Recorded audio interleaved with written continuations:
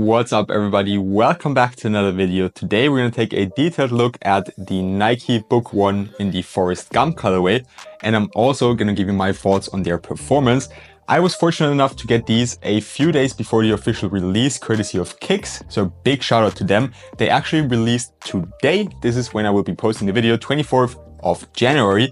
They retail for 150 euros or dollars.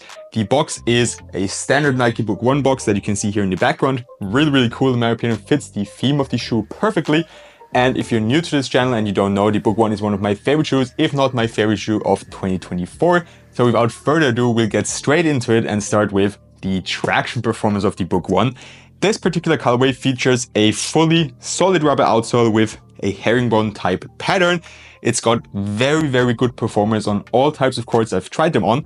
They are even durable enough to take them outdoors, as the grooves are very thick, hard to move, and you just have a lot of layers of that traction pattern there on the outsole.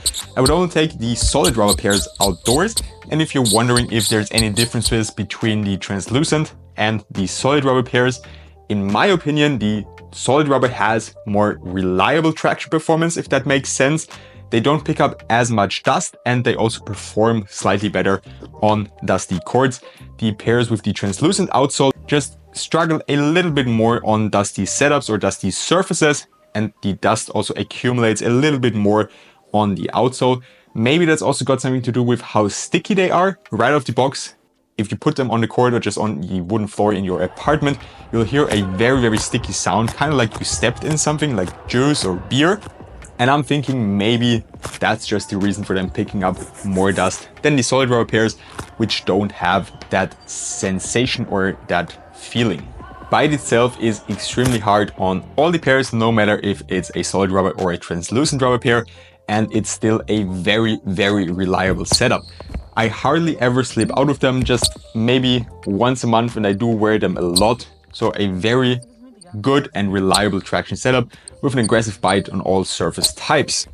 Before we move on to the cushioning setup, for those of you that are not familiar with it, the name of this shoe actually comes from the movie Forrest Gump, because in it, Forrest, the main character, was gifted a pair of Nike Cortez in this exact color blocking. That's actually also the first Book 1 with non-synthetic materials that doesn't have a heel tab, just to make them look even more like the Nike Cortez pair from that movie. Now back to the cushioning setup. It's my favorite aspect of the Nike Book 1. We have a really thick air zoom unit in the heel of the shoe, and then we have Cushlon 3.0 throughout the whole outsole. If you need a lot of cushioning in the forefoot, these are definitely not for you because you are extremely low to the ground. However, if you're like me and you prefer setups that are low to the ground in the front and have amazing cushioning in the heel, these will do wonders for you and will be one of the most comfortable shoes you've ever had on foot. The air zoom unit in the back provides amazing impact protection on hard or heavy heel strikes, and in the front you're nice and low, stable, on balance to get off a nice jump shot. The insole is nothing special. It comes up a little bit on the side, which can be nice for flat footers and people with a high arch. For flat footers, only if you prefer to have a little bit more of a supportive feeling there, but you can of course always swap them out for a custom insole. Just do it before you wear them for the first time, otherwise the glue will harden up and it's gonna get very hard to rip the insole out of here. Stepping comfort is amazing in the heel, not as good in the forefoot. If by comfort you understand something that is really squishy and soft, you probably won't like the forefoot as much, but the heel is just that feeling like walking on a cloud. I actually use these a lot for off-court use as well. I have the Python colorway that I've been wearing non-stop off-court.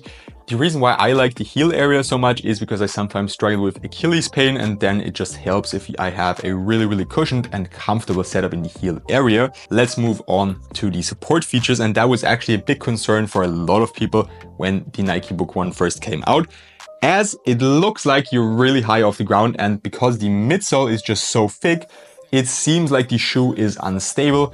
That is not the case at all. You actually sit a little bit underneath this midsole here, so it acts like a minimal outrigger as well, which is always nice.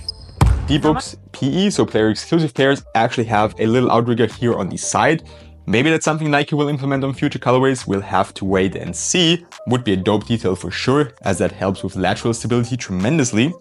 Apart from that, We have a plastic shank plate in the middle, right around here in the outsole. It does a good job, but it's also not like a full-length carbon fiber plate if you're used to something like that from the Way of Weight 10, for example. The lacing system works extremely well.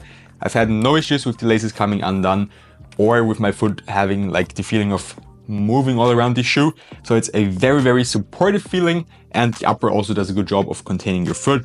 Also, you can test, they do flex a little bit, but mostly only in the front of the shoe, which is exactly where you need that flex for your toes, and the middle should always be nice and stable. We also have a nice and solid heel counter, so your heel is also locked in and it doesn't hurt or pinch in the heel because they are extremely well padded. Which brings me to my next topic, which are the materials.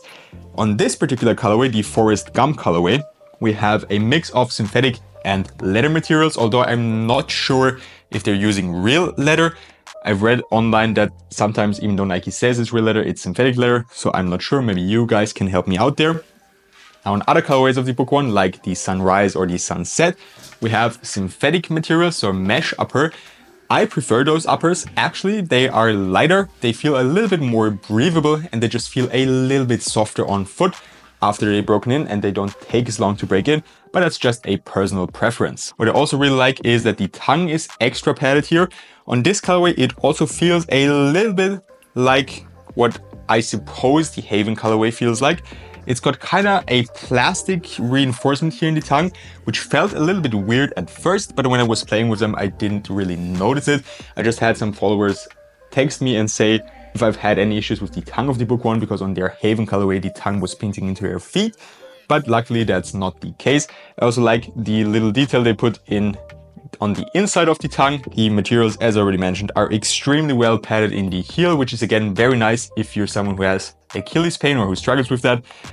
The forefoot is also nice and comfortable. Overall, it's just a really, really comfortable fit and feel just from a material standpoint. For the fit, it's a little bit tricky. In my opinion, they run a little bit short. Why do I say that?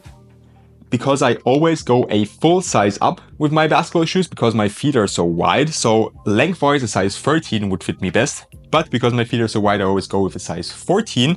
And usually I have a lot of space here in the toe box. I'd say my big toe is right around here. And on the Nike Book 1, it's more up front. So I'd say around here. So I would recommend to go up half a size in any case.